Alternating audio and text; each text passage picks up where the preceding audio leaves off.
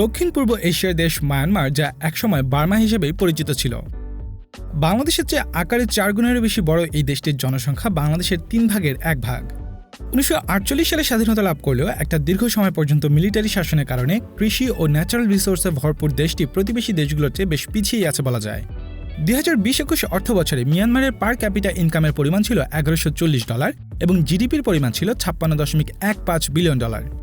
অথচ মিয়ানমারের বেশ পরে স্বাধীনতা লাভ করেও খুবই অল্প সময়ের মধ্যেই বাংলাদেশ মিয়ানমার থেকেও বেশ এগিয়ে গিয়েছে। আমাদের আজকের ভিডিওতে আপনাদের জানাবো বাংলাদেশ এবং মিয়ানমারের অর্থনীতি সম্পর্কে।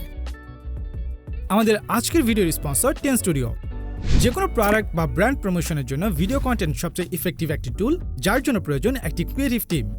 10 স্টুডিওর dedicated creative team script writing এবং ভয়েস ওভার থেকে শুরু করে ভিডিও প্রোডাকশন পর্যন্ত সবকিছুই কভার করে থাকে। এক্সপ্লেইনার ভিডিও থেকে শুরু করে 2D animation, live action explainer, product demonstration, company profile বা কর্পোরেট ডকুমেন্টারি, মোশন গ্রাফিক্স এবং আপনার ব্র্যান্ডের জন্য প্রয়োজনীয় যে কোনো প্রমোশনাল ভিডিওর জন্য ভিজিট করুন 10.studio ওয়েবসাইটে।